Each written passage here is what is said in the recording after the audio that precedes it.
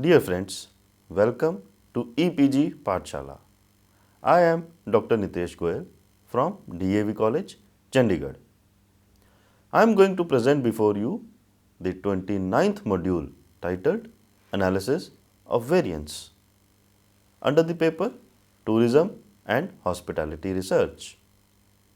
The module will cover the following topics: the introduction, the ANOVA, the types of ANOVA, the assumptions of ANOVA, then the process for conducting one-way ANOVA,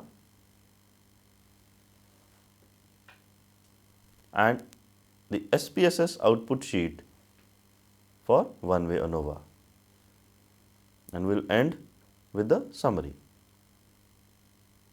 Dear friends, after the completion of this module, you will be able to understand the meaning of the test of ANOVA.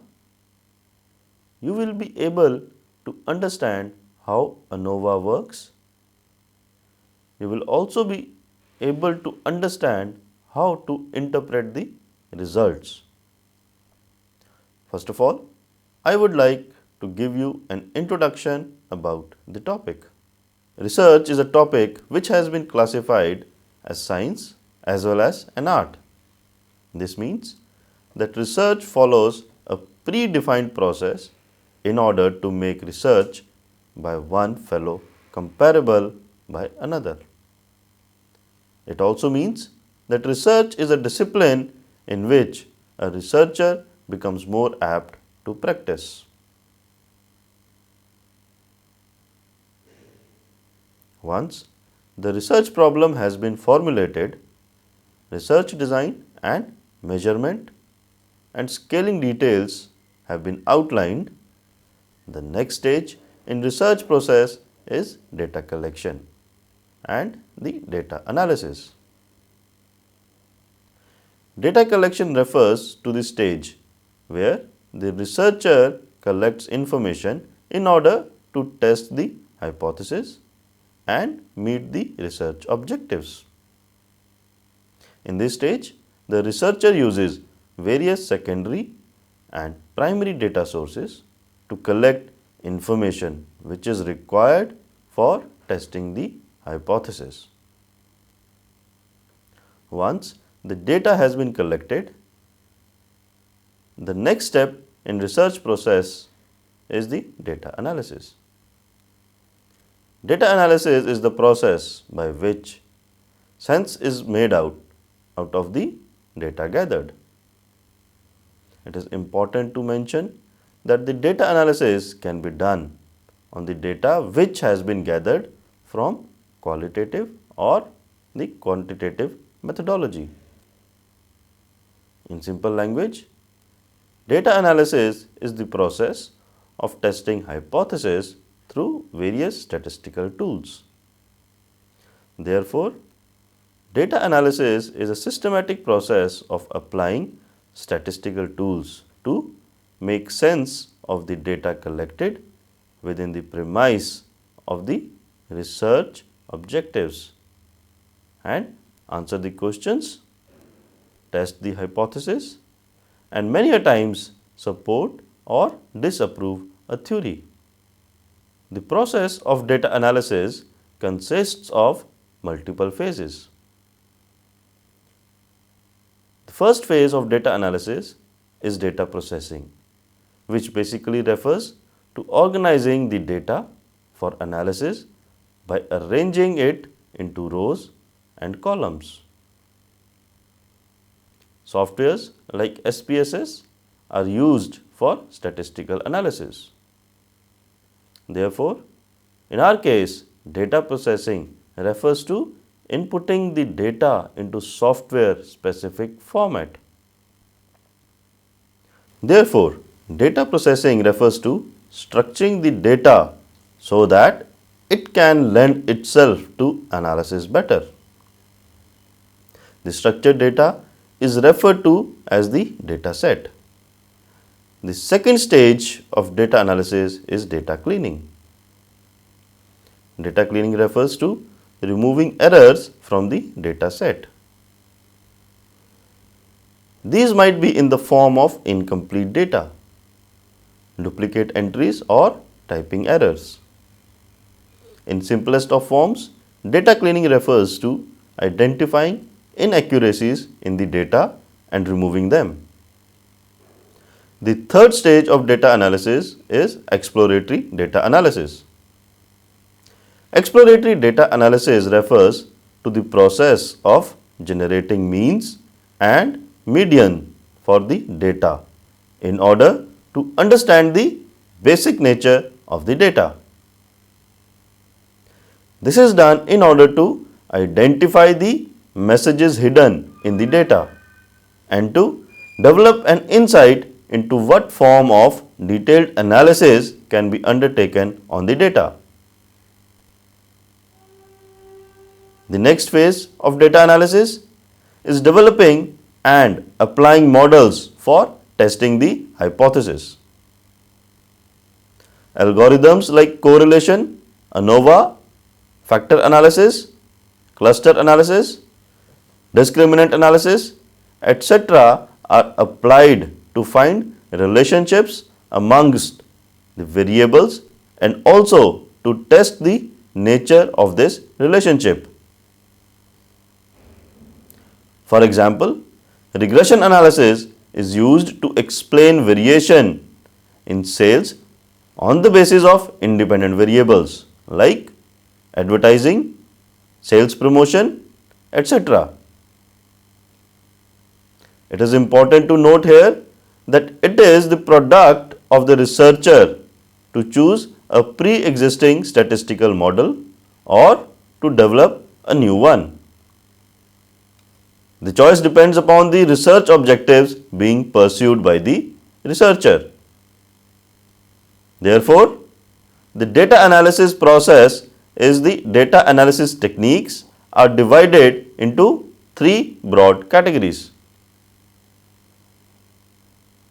These are the univariate analysis, bivariate analysis and multivariate analysis. Univariate analysis refers to an analysis when there is only one variable in the study. The common techniques used in this analysis are mean, median, mode, standard deviation, etc. The bivariate analysis is an analysis when there are two variables involved in the study. The common techniques used are the correlation, bivariate regression, t-test, ANOVA, etc. Thirdly, the multivariate analysis is an analysis where more than two variables are involved in the study. The common technique used for this analysis are multivariate regression, discriminant analysis, logistic regression, MANOVA, factor, cluster analysis, etc. The present module discuss one of the techniques of bivariate analysis, that is ANOVA or the analysis of variance. ANOVA is an analysis tool which uses a set of algorithms to find the difference among the group means of a particular variable. ANOVA is associated with statistical tests to find if there is a difference in the means of groups being studied. Conceptually, the procedure is similar to t-test. Therefore, ANOVA is used to test and compare the means of two or more populations. The null hypothesis of ANOVA typically states that means that are equal. The alternate hypothesis of ANOVA states that there is a significant difference in the mean perception of the variables being measured. Hence, HO, that is null hypothesis, will be means of two or more populations are equal, H1, the alternate hypothesis, there is significant difference in the mean perception of two or more populations or group. It is important to note that ANOVA must have dependent variables, that is metric, or say that can be measured on interval or ratio scales, and must have an independent variable which is a categorical, that is non-metric in nature. The categorical variable is also referred to as factors, and the levels which exist in the factor are referred to as the treatments. For example, if we are trying to analyze how perception of the facilities provided in a particular restaurant vary across the country of origin of tourists, then the number of countries being studied for research would make treatments, and the country of origin would be referred to as the factor. Now friends, let's take the difference between the ANOVA and the t-test. Now, the difference can be studied on the basis of different parameters, like can analyze the group differences. Yes, the t-test and ANOVA both can do it. How many levels per variable? T-test has only 2, ANOVA has 2 or even more than 2. The test statistics that is used under the t-test is the t-score, whereas in case of ANOVA it is the f-score or the f-ratio. And fourthly, the p-value can be calculated using the t-score, sample size and the number of groups or the degrees of freedom under the t-test, whereas under the ANOVA it is the f-score, sample size and the number of groups, that is the degree of freedom. Now, the types of ANOVA. ANOVA can be used in 3 ways. First of all, the one-way ANOVA. In this type of ANOVA, the analysis concentrates on independent variable and not on the number of activities in each variables. For example, difference in perception of facilities provided in a particular restaurant can be assessed on the basis of country of origin of the tourist, and the country can have 2 or 20 different countries. Second, the two-way ANOVA. In this type of ANOVA, the analysis is done using 2 independent variables. In this methodology, interaction effect between the 2 independent variables can be studied. For example, in the above scenario where the perception of a particular restaurant is being assessed on the basis of the country of origin of the tourist, adding an additional dimension of gender would make it two-way ANOVA. The third type is the multivariate ANOVA or MANOVA. In this type of ANOVA, the analysis is done using n number of independent variables. For example, if we add education, age, etc. to the previous example, it becomes multivariate ANOVA. It must be noted that though all 3 forms of ANOVA, that is one-way ANOVA, two-way ANOVA and multivariate ANOVA, can be done in most of the softwares. Out of these, one-way ANOVA is most popular. The two-way ANOVA goes into the category of general linear modeling, or in short GLM. Now, the ANOVA is based on some of the assumptions. In every statistical test, there are a set of assumptions which the data needs to fulfill before the test can be applied on the data set. Hence, in case of ANOVA, there are 6 assumptions which the data set needs to fulfill before ANOVA can be applied on the data set. Most of the softwares will give an output sheet which will test the data set for these assumptions. These assumptions are: first, the dependent variable should be measured on interval or the ratio scale. That is, it should be continuous in nature. Second, the independent variable should be categorical in nature and have 3 or more categories. There should be independence of observations.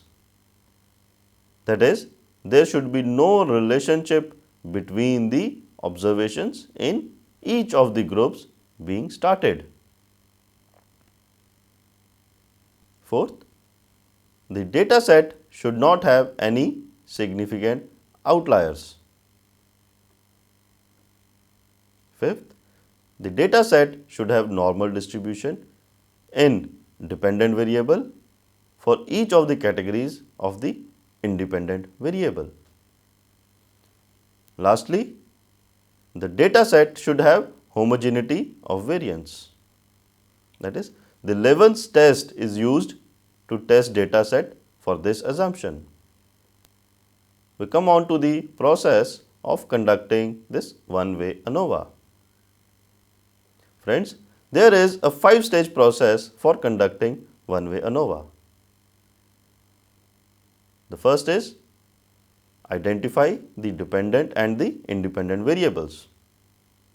As discussed in the previous section of this module, it is important for the researcher to understand the independent and dependent variables for the study.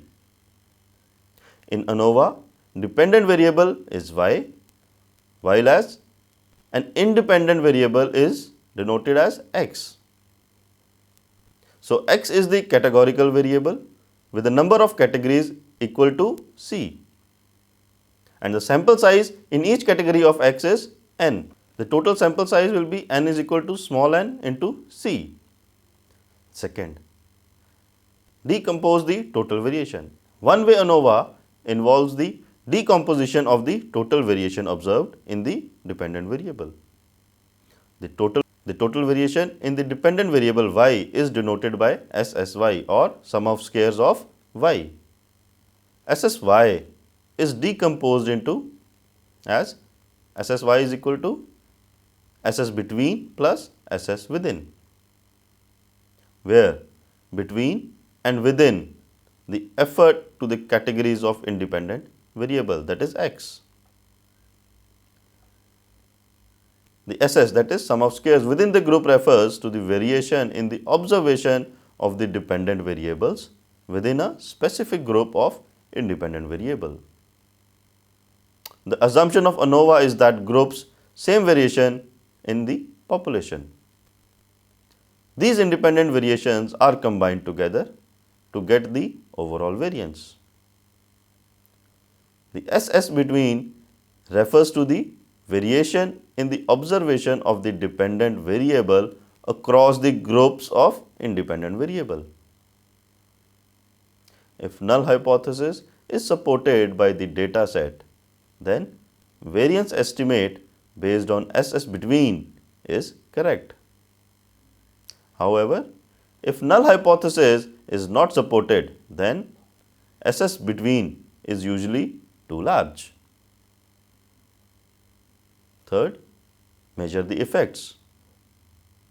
The strength of the effects is measured in this particular step. The strength of effect of x on y as per the formula on your screen. Now, next step, test the significance. In this step, the support for null or alternate hypothesis is analyzed. As discussed earlier also, HO, the null hypothesis. Here, the means of 2 or more population are equal, and the H1, the alternate hypothesis, there is a significant difference in the mean perception of 2 or more populations or group. Now, the conventional alpha levels. If P is less than 0.05, accept the alternate hypothesis, and if P is more than 0.05, accept the null hypothesis. The fifth step, interpret the results. The last step of one-way ANOVA is to interpret the output sheet generated in one-way ANOVA. Now this is how the one-way ANOVA will be presented in SPSS sheet. This is explained with the help of an example. In 2001,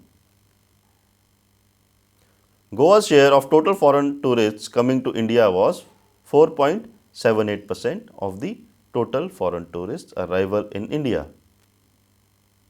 This share of Goa of the total foreign tourists coming to India has decreased to 2.47% of the total foreign tourist arrival in India. The empty beaches and shacks are a point of concern for the incumbents in this industry in Goa. The incumbents of the industry hire a researcher to study the factors affecting this customer satisfaction. The researcher, as a part of the analysis, wants to compare the customer satisfaction from Goa in terms of foreign tourists. The countries under analysis included United Kingdom, United States of America and Europe. As a first step to the analysis, he analyzes the data using ANOVA. In statistical software, that is the SPSS, first you will go to analyze, then compare means and then one-way ANOVA. Now you can see it on your screen. Then move the dependent variable into the marked column and independent variable into the factor 1. Then in the third step, in options, ask for two outputs to test the assumptions of ANOVA, descriptive and homogeneity of variance by clicking on the options bar. Then click continue and OK. In the fourth step, first output table is the descriptive table. You can see this table. This table outlines the exploratory aspect of the data set. As illustrated in the following figure, the descriptive table outlines the number of categories in the independent variable. In the current example, the number of categories refers to the country of origin of the foreign countries, that is United States of America, United Kingdom and Europe. The table also tells us the number of respondents in each one of categories and overall. In the current example, the total data set is of 100 respondents, which you can see in the column 2.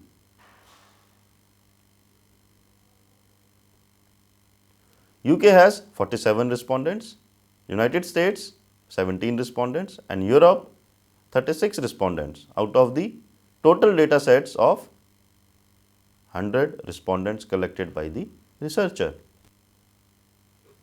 The mean value for UK 3.34, for USA 2.87 and Europe 3.18. This is visible from the third column.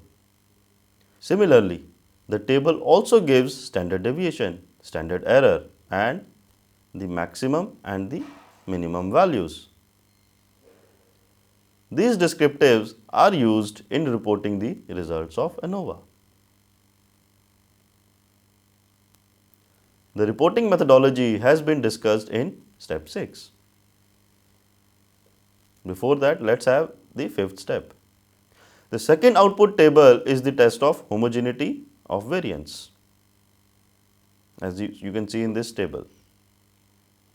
Now, please recall one of the primary assumptions of ANOVA is homogeneity of variance, that is, variance of each group is same. In order to apply ANOVA, it is important that we accept the null hypothesis, which states that there is homogeneity of variance in groups.